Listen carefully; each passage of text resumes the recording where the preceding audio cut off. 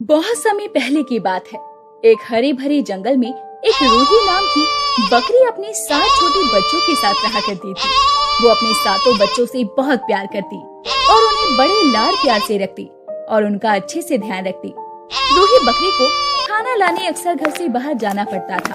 तब वो अपने छोटे छोटे बच्चों को घर में ही अकेले छोड़कर चली जाती। एक दिन जब रूही बकरी को खाना लेने बाहर जाना होता है तो रूही बकरी अपने 7 बच्चों से कहती है, मेरे प्यारे बच्चों, मेरी बात ध्यान से सुनो। मुझे तुम लोगों के लिए खाना लेने बाहर जाना है। सब ध्यान से रहना, क्योंकि मैंने सुना है इस जंगल में एक भेड़िया घूम रहा है। वो बड़ा ही खतरनाक है। अगर उसने तुम सबको देख लिया तो वो सबको खा जाएगा और वो बड़ा शातिर है। वो किसी के भी रूप में आ सकता है। उसकी आवाज बड़ी ही बेसुरी है और उसके पैर भी बहुत काले हैं। तुम सब अपना ध्यान रखना। ठीक है अम्मी, हम दरवाजा नहीं खोलेंगे और हम सब अपना ध्यान भी रखेंगे, पर हमें कैसे पता चलेगा कि दरवाजे पर आप हो? मेरे बच्चों, जब मैं दरवाजे पर आ जाऊंगी तब मैं गाना गाऊंगी। मेरे नन्हे मुन्ने बच्चों, दरवाजा खोलो। तुम्हारी अम्मी आई है, तुम्हारी अम्मी आई है, मजेदार खाना लाई है। रूही बकरी और उसके 7 बच्चों की बातें भेड़िया पेड़ के पीछे छुपकर सुन रहा होता है। क्या बात है, अगर ये 7 बच्चे मुझे खाने के लिए मिल जाएं तो मजा ही आ जाएगा। फिर रूही बकरी घर बाहर खाना लेने चली जाती है। दरवाजे पर आता है और गुनगुनाना शुरू कर देता है। मेरे नन्हे मुन्ने बच्चों, दरवाजा खोलो, तुम्हारी अम्मी आई हैं और खाना मजेदार लाई। गब्बर भेड़िए की आवाज सुनकर रूही बकरी के 7 बच्चे कहने लगते हैं, अरे अम्मी आ गई और वो हमारे लिए खाना लाई हैं। तभी एक सबसे छोटा बच्चा अपने भाई बहनों से कहता है, रुको, माँ इतनी जल्दी कैसे आ सकती हैं? ये आवाज तो हमारी अम्मी की नहीं हो सकती। हमारी अम्मी तो कितना मीठा गाती हैं और ये आवाज तो कितनी कड़वी और बेसुरीली है। हाँ, तुम सही कह रहे हो, ये हमारी अम्मी नहीं हो सकती। तुम सही कह रहे हो, ये आवाज हमारी अम्मी की नहीं हो सकती। हमारी अम्मी तो बहुत ही मीठा गाती हैं। बाहर खड़ा गब्बर भेड़िया हैरान हो जाता है और बच्चों से कहता है, नहीं मेरे बच्चों, मैं ही तुम्हारी अम्मी हूँ। देखो मैं तुम्हारे लिए खाने में क्या क्या लाई हूँ। नहीं, तुम हमारी अम्मी नहीं हो सकती। फिर सभी रूही बकरी के 7 बच्चे उस गब्बर भेड़िया से कहते हैं, तुम जो भी हो, तुम यहाँ से चले जाओ। तुम हमारी अम्मी नहीं हो सकती। तुम्हारी आवाज तो बहुत ही कड़वी है और गधे के जैसी बेसुरी। तुम हमारी अम्मी नहीं हो सकती। ये कहकर सभी बच्चे जोर जोर से हंसने लगते हैं। ये सुनकर गब्बर भेड़िया अपने दांत पीसकर रह जाता है। ये बच्चे हैं या शैतान? उन्होंने मुझे पहचान ही लिया। मुझे कुछ सोचना पड़ेगा जिससे ये सभी बच्चे मुझे अपनी अम्मी मान लें और दरवाजा खोल दें।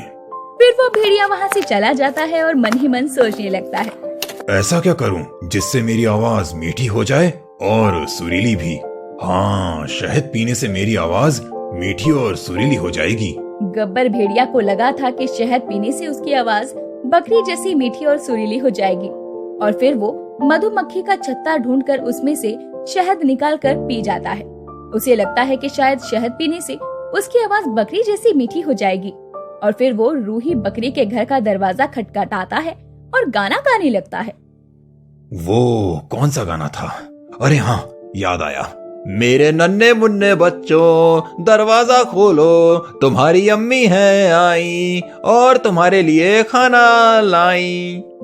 गब्बर भेड़िए की आवाज सुनकर रूही बकरी के बच्चे कहने लगते हैं, अरे लगता है अम्मी आ गई। दरवाजा खोलते हैं, देखते हैं माँ क्या लाई।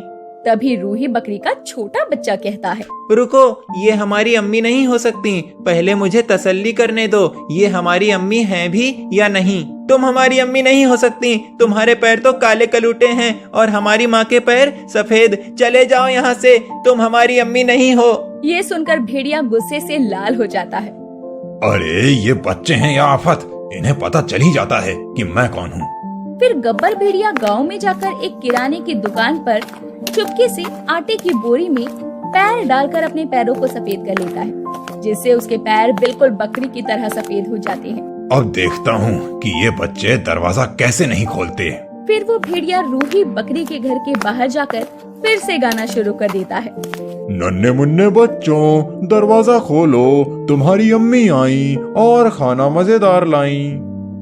गब्बर भेड़िए की आवाज सुनकर रूही बकरी के बच्चे कहने लगते हैं, इस बार तो पक्का अम्मी आई होंगी। हाँ, अम्मी हैं, इसकी आवाज मीठी भी है। फिर एक बच्चा दरवाजे से झांक कर देखता है तो उसके पैर भी सफेद दिखाई देते हैं, जिससे वो अपने भाई बहनों से कहता है, हाँ, इस बार अम्मी हैं और इसके पैर भी सफेद हैं, हमारी अम्मी जैसे। तभी सबसे छोटा बच्चा अपने भाई बहनों से कहता है, रुको, नहीं नहीं, ये हमारी अम्मी नहीं हो सकती, हमारी अम्मी इतनी जल्दी नहीं आ सकती। लेकिन उसके भाई बहन अपने छोटे भाई की बात नहीं मानते और दरवाजा खोल देते हैं। और दरवाजा खोलते ही गब्बर भेड़िया जोर से चीखता है, बाबा भेड़िया।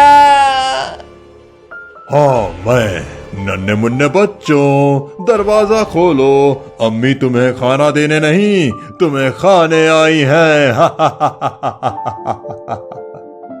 ये कहते हुए भेड़िया जोर जोर से हंसने लगता है। उसे देखकर सभी बच्चे बुरी तरह से डर गए और सारे बच्चे इधर उधर छुपने के लिए भागने लगे। अब मुझसे बचकर कहाँ जाओगे, मैं तुम्हें ढूंढ ही लूंगा।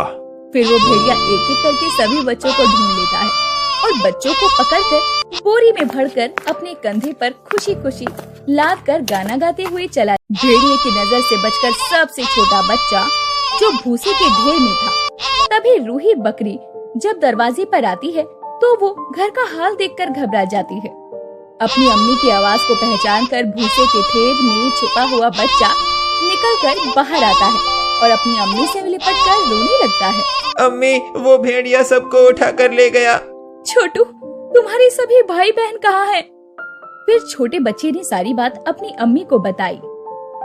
जब रूही बकरी ये बात सुनती है तो गुस्से से लाल पीली हो जाती है। उस भेड़िए की इतनी जरूरत, वो मेरे बच्चों को उठा कर ले गया।